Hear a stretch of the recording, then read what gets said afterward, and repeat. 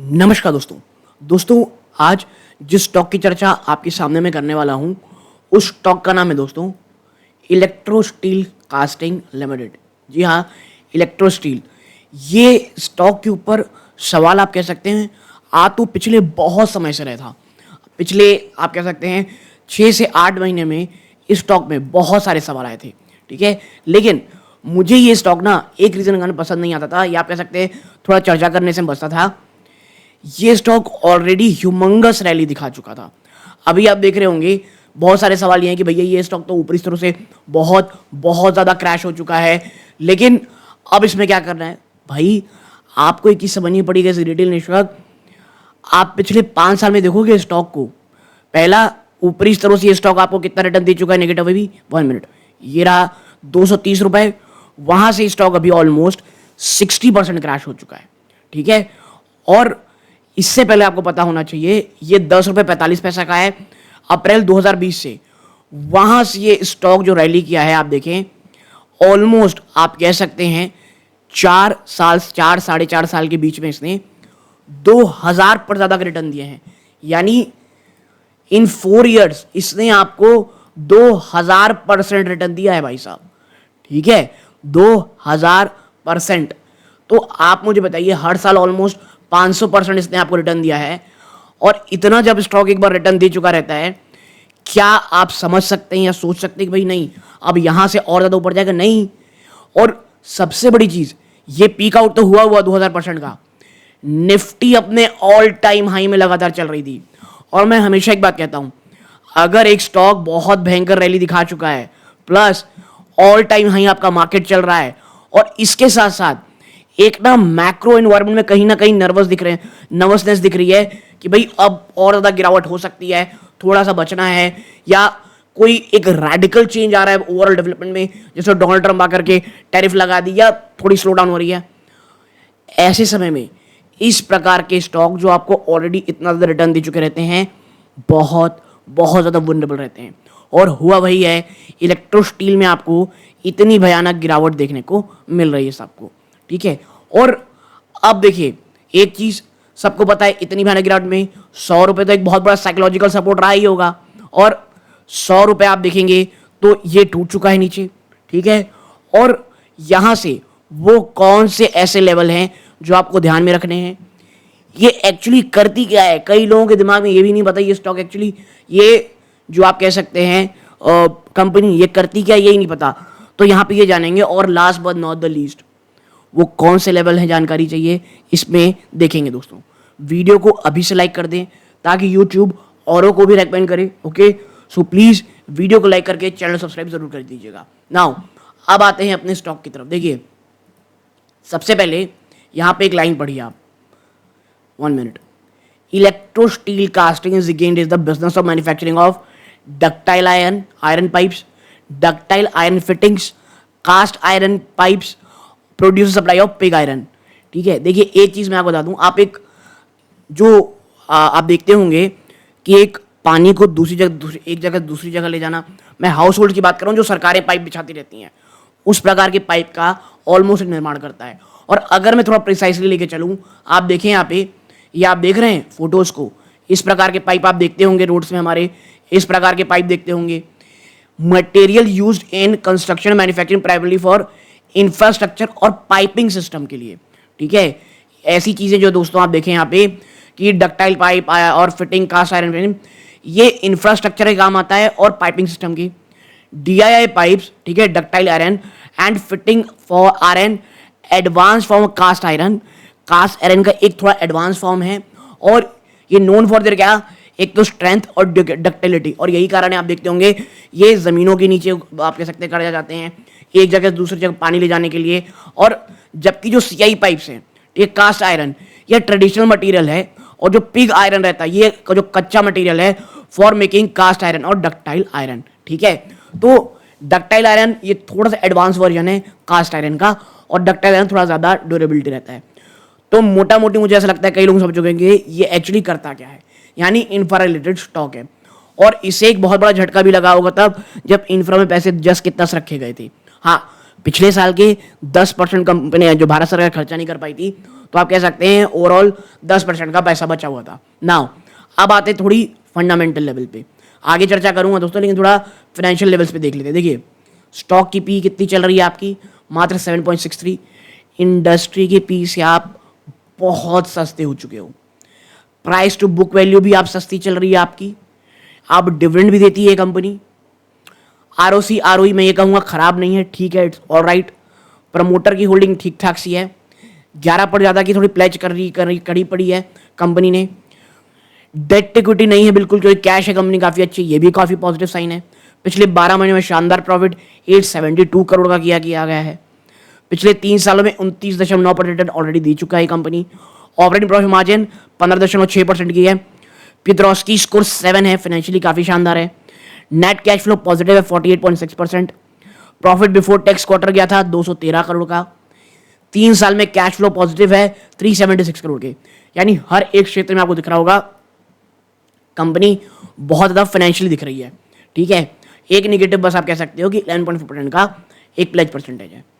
यहां अच्छी चीज हुई है कि ये अभी अभी की अपडेशन है, कितनी 4 हफ्ते पहले, यानी 1 महीना भी नहीं हुआ है, 1 महीना हुआ है अपडेट हुए। देखिए आप पाएंगे ये मैन्युफैक्चर करती है और सेल करती है डक्टाइल आयरन पाइप को, फिटिंग रिलेटेड प्रोडक्ट को, और कैटर करती कौन से जगह, वाटर इंफ्रास्ट्रक्चर प्रोजेक्ट इंडिया में, जो नमामि गंगे और ऐसे प्रोजेक्ट हैं उनके कारण। दोस्तों प्रोडक्ट पोर्टफोलियो से हमने बताया, डक्टाइल आयरन पाइप है, स्टैंडर्ड आयरन पाइप है, आप पॉज करके इसे पढ़ सकते हैं। इस प्रकार की इनकी कंपनी काम करती है। ओके, अब अगर हम थोड़ा नीचे चले, जियोग्राफिकल स्प्लिट, तो आपको समझना पड़ेगा पूरा का पूरा बिजनेस 86% भारत से ही आता है। ये Q3 में जो नंबर आए थे उसकी अपडेट है ना, और भारत से बाहर 14% आता है।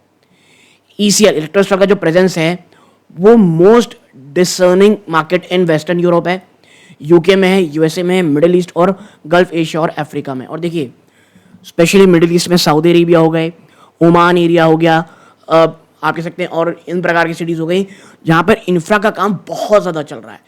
ऐसी जगहों के लिए ये जो इलेक्ट्रोस्टैटिक प्लांट है, ये कंपनी है, ये बहुत फ़ायदेमंद हो सकती है। मैन्युफैक्चरिंग कैपेसिटी आप देखेंगे 5 मैन्युफैक्चरिंग फैसिलिटी है, जिसमें से 3 ये बंगाल में लोकेटेड है, एक तमिलनाडु में, एक आंध्र प्रदेश में, ठीक है। यानी कि इस एरिया में वेस्ट बंगाल एक काफ़ी अच्छा एरिया हो सकता है। अब देखना ये रहेगा जो अभी इश्यूज बंगाल में चल रहे हैं, क्या इसका असर इन लोगों में होगा, यस और नो, ये बाद में पता चलेगा। हाँ, तमिलनाडु हम सबको पता है भाई साहब, one of the best state है अगर आप मैन्युफैक्चरिंग के लिए जाना चाहते हो, ठीक है। फिर है आंध्र प्रदेश है। तो ये जो 2 जगह हैं ये काफ़ी अच्छी लोकेशंस हैं। Bengal is also great location, लेकिन देखिए वहाँ कॉन्सेंट्रेशन बहुत है और वहाँ इश्यूज चलते ही रहते हैं। नाउ नेक्स्ट है manufacturing capacity. Now ductile iron pipe को अगर आप देखोगे तो इतने मैट्रिक टन ये बताती है फाइनेंशियल 24 में। जो कैपेसिटी है ये एनहेंस की गई है या फ्रॉम 5.5 लाख पर एनएम से बढ़ा करके 6.5 आप कह सकते हैं LTPA lakh tonne per annum, और एक नया प्लांट DIE की फिटिंग लगाया जा रहा है ओडिशा में। और देखिए बंगाल का अल्टरनेट होना ही चाहिए था, ठीक है। और मुझे लगता है Orissa it is going to be, मैं सिर्फ इस प्लांट की बात नहीं कर रहा हूँ, in the next 5 to 10 years मुझे ऐसा लगता है कि उड़ीसा में मैन्युफैक्चरिंग बहुत बहुत ज़्यादा डायरेक्ट की जा रही है, और वहाँ पर ऐसे बहुत सारे और प्लांट देखने को मिलेंगे। देखिए इससे पहले क्या था, माइनिंग्स बहुत ज़्यादा होती थी उड़ीसा में, अब मैन्युफैक्चरिंग भी आ रही है विच इज़ ग्रेट, ठीक है। और ये अन्य प्रकार की चीज़ें आप पॉज करके पढ़ना चाहते हैं तो पढ़ सकते हैं। ओके, नाउ क्लाइंटेल तो भाई साहब इसरो, बोइंग, दोहा मेट्रो, ठीक है, Vikram Sarabhai space centre, Pfizer facility, Hamad international airport, Kargil BMW, ठीक है, इंडिया की जो नई पार्लियामेंट बिल्डिंग है, रास अबी बाउद स्टेडियम, कतर, ये आप देख सकते हैं कि क्लाइंटेल कितनी शानदार चीज़ है।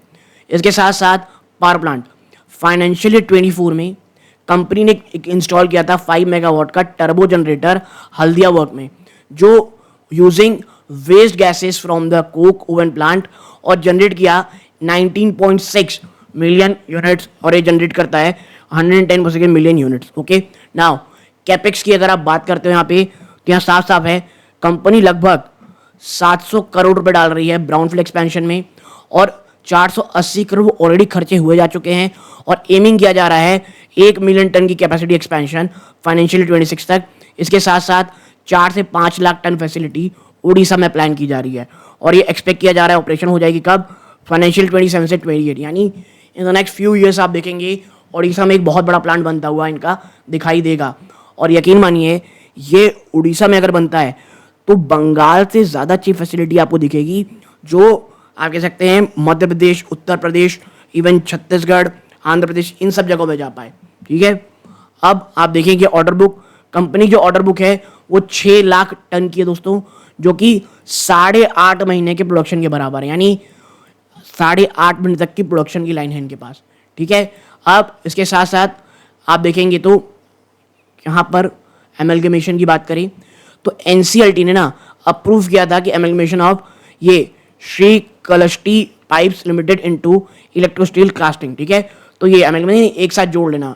अब अगर आप आगे बढ़ेंगे 1 मिनट, हम यहाँ नीचे चलते हैं और देखते हैं कि कंपनी के क्वार्टरली नंबर्स कैसे आए थे। देखिए दिसंबर में कैसे आए थे, 1869 करोड़ के सामने आपने 1770 करोड़ दिए थे, यानी आपकी गिरावट हुई थी। 263 करोड़ के प्रॉफिट के सामने आप मात्र 160 करोड़ दिए थी। ठीक है, और ये लगातार दूसरा क्वार्टर था जब आप इतने ज़्यादा वीकनेस शो कर रहे थे, और जब आप 2000% भाग जाते हो ना, और ऐसे में इस प्रकार की आपकी लगातार 2 क्वार्टर में कमी आती है, तो वही होता है जो हमें देखने को मिल रहा है, लगातार सेल ऑफ, लगातार गिरावट दोस्तों। ठीक है, तो ये इस प्रकार की चीज़ें हैं। और 2.59 की ईपीएस में अब देखना ये रहेगा जब कंपनी नंबर शो करेगी मार्च क्वार्टर के, अगर वो एक अच्छे नंबर आ जाते हैं, यकीन मानिए एक नेक्स्ट रैली आपको इस पे देखने को मिलेगी। क्यों? क्योंकि ऑलरेडी बहुत सारी चीज़ें ऑलरेडी प्राइस इन हैं, और अगर एवरेज और अवर एवरेज भी रिजल्ट आता है तो वो काफ़ी अच्छा होगा इनके लिए। नाउ आप देखें कंपनी को, अगर हम कुछ अन्य चर्चा करें, हम ऑलरेडी चर्चा कर तो चुके हैं, यहाँ पे मैं चर्चा करना वाला हूँ दोस्तों, यहाँ पर इंडस्ट्री डिमांड और आउटलुक की, जो बहुत अच्छा है। देखिए डिमांड ड्राइवर देखेंगे तो बहुत रोबस्ट डिमांड है आपके साथ डीआई पाइप की एंड फिटिंग। क्यों? जो गवर्नमेंट की इनिशिएटिव है कि भैया रिवरों को लिंक करेंगे, विकसित भारत विजन है, जल जीवन मिशन है, अमृत 2.0 है। और आपको पता होगा कि गवर्नमेंट जो अभी आई है वो भी बहुत ज़्यादा फोकस कर रही है पानियों के लिए। गवर्नमेंट स्पेंडिंग देखिए, एक टेम्पररी स्लो डाउन था स्पेंडिंग में, लेकिन जो ऑप्टिमिज्म है अभी भी है। देखिए पिछले 2 क्वार्टर भी जो कमी आई है ना, पहला मॉनसून बहुत इरेक्टिक, बहुत लंबे रहे, दूसरा चाहे वो सेंट्रल इलेक्शन इस साल रहा हो, और महाराष्ट्र में जैसे बड़े स्टेट में, अन्य स्टेट्स में बहुत ज़्यादा इलेक्शन थे, इस कारण जो इंफ्रा में होना था काम वो नहीं हुआ। अब मुझे लगता है स्पेशली इस साल तो आपको पता है सीधा लास्ट में, इस साल के अंत में बिहार में इलेक्शन है, उससे पहले कुछ नहीं, तो लगातार काम होता आपको दिखाई देगा। ऑर्डर वो जैसे 8.5 बंद का कवरेज कर रहा है, ये भी हमको पता है दोस्तों। चैलेंजेस और हेडविंड क्या है? देखिए प्रोडक्शन लॉस, लगभग 8 से जो 13 दिन है ना प्रोडक्शन के, वो लॉस हो गए थे शटडाउन के कारण, equating to a revenue loss of 45 crore. Blast one stability, post restart it take around 20-25 days to reach stable production level, but stability is now being reported। ठीक है, तो इनका एक ग्लास फर्नेस स्टेबिलिटी है वो इश्यूज करता है, लेकिन कहा जा रहा है कि भाई अब वो स्टेबल हो चुका है। मार्केटिंग डायनेमिक अगर आप देखोगे तो एक मोमेंटरी स्लो डाउन था गवर्नमेंट एक्सपेंडिचर में, और अफेक्टिंग ऑर्डर पेट्रोल किससे? जल जीवन मिशन से। ठीक है, क्यों? कि भैया सेंट्रल इलेक्शंस थी, तो हम सबको पता है कोई नया कॉन्ट्रैक्ट देता नहीं है। अब रॉ मटेरियल प्राइसेस देखिए, downward trend in cooking coal prices. ठीक है, $15 से $40 कम हुआ है, लेकिन जो आयरन प्राइसेस है वो अभी भी बढ़ा हुआ है, जिसके कारण एक न्यूट्रल इफेक्ट पैदा हो रहा है ओवरऑल रॉ मटेरियल कॉस्ट में। ठीक है, तो ना बहुत ज़्यादा बढ़ोतरी हो रही है ना कमी हो रही है। मार्जिन गाइडेंस, हिस्टोरिकली मार्जिन जो है वो 15 से 18% के बीच में रहे हैं, और अभी ये 60.7% में है। मैनेजमेंट ऑप्टिमिस्टिक है कि वो इस मार्जिन को मेंटेन कर पाएगी आने वाले महीनों में, सालों में। ठीक है, तो देखिए इलेक्ट्रो स्टील एक डायरेक्टली आप कह सकते हैं इंफ्रा के रिलेटेड काम रहता है, और मुझे ऐसा लगता है इस प्रकार की गिरावट के बाद जो इलेक्ट्रो स्टील है आने वाले कुछ 2-3 क्वार्टर्स में एक रिवाइवल जरूर मिलेगा।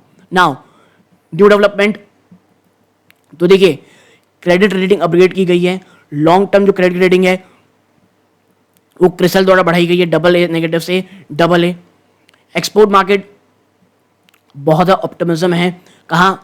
मिडिल ईस्ट में, और यूएस मार्केट अभी भी चैलेंजिंग बना हुआ है। और देखिए अच्छा बात यह है इलेक्ट्रो स्टील के लिए, इसका मोर फोकस ना मिडिल ईस्ट एरिया में है, ना कि यूएस की तरफ है। यूरोप अभी भी स्टेबल है, और with exploration of new market in south east Asia और अफ्रीका। ओके, ये प्रकार की चीज़ें हैं। अब जो हमें दिख रहा है कि भैया भूकंप आया, चाहे म्यांमार में हो चाहे तमाम जगह हो, वहाँ पे शायद जो इंफ्रास्ट्रक्चर के वर्क हो उनसे शायद कुछ फ़ायदा मिले, और साउथ एशिया में एक्सपैंड ऑलरेडी करना चाहती है कंपनी।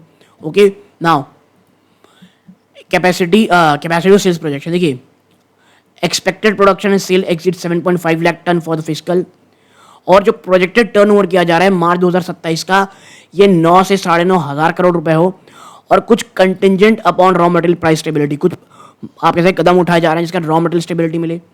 नई product development, R&D research development continue चल रहा है to expand product line, particularly कहाँ पे, फिटिंग में, ताकि मार्केटिंग शेयर वो एक्सपैंड कर पाए, कस्टमर सोल्यूशन कर पाए। और अगर आप बात करेंगे कंक्लूजन की, तो मैनेजमेंट एक्सप्रेस कर रही है बहुत ही तगड़ा ऑप्टिमिज्म, स्पेशली फ्यूचर डिमांड को लेकर के, खास करके जो गवर्नमेंट इनिशिएटिव उसके कारण, और कुछ इंफ्रास्ट्रक्चर स्पेंडिंग बढ़ेगी कुछ शॉर्ट टर्म चैलेंजेस के बावजूद, और कंपनी फोकस कर रही है अपनी कैपेसिटी एक्सपेंशन में और मार्जिन को मेंटेन करने में, ठीक है, और raw material cost of fluctuate को रोकने के लिए। तो देखिए प्रॉब्लम यह है कि जो मेन जो कंसर्न था इस कंपनी के लिए वो था गवर्नमेंट स्पेंडिंग। अगर गवर्नमेंट स्पेंडिंग अगर बढ़ती है, जो दिख रही है शायद बढ़ती हुई, तो मुझे लगता है इलेक्ट्रो स्टील एक बहुत ज़्यादा फायदा स्टॉक को हो सकता है। और ऑलरेडी देखिए आप 60% गिर चुके हो। इसके साथ साथ अगर आप लेवल्स की चर्चा करोगे, आप पाओगे कि भैया पिवट पॉइंट था 98 रुपीज़ हर जगह, जो ऑलरेडी ये तोड़ चुका है। पहला सपोर्ट आता है 88.53, देन 78.83, आफ्टर दैट 69.9। ये पिछले मंथ जो ट्रेड हुई है उसके हिसाब से। Fibonacci series 90.84, then 86.85, then 78.83। देखिए एक चीज़ आपको समझना पड़ेगा, अगर बाजार में गिरावट होगी, ओवरऑल मार्केट निफ्टी क्रैश करेगा, और ये नहीं गिरे ऐसा आप सोच रहे हैं तो ऐसा बिल्कुल नहीं है, गिरावट इसमें भी होगी। बट हाँ, अगर बाजार पॉजिटिविटी होती है, और सबसे बड़ा आप कह सकते हैं या तो नेगेटिव कह लीजिए या पॉजिटिव कह लिए, जो इसे मिलेगा वो इसके मार्च क्वार्टर के नंबर प्लस जो मैनेजमेंट जो आगे बात कहेगी कंपनी को लेकर के। ओके, तो मुझे लगता है एनालिसिस आपको बहुत हद तक इस स्टॉक के ऊपर क्लैरिटी मिली होगी। वीडियो अच्छा लगा हो लाइक कीजिएगा, चैनल पहली बार है सब्सक्राइब जरूर कीजिएगा। ये सूर्यकांत है, जय हिंद।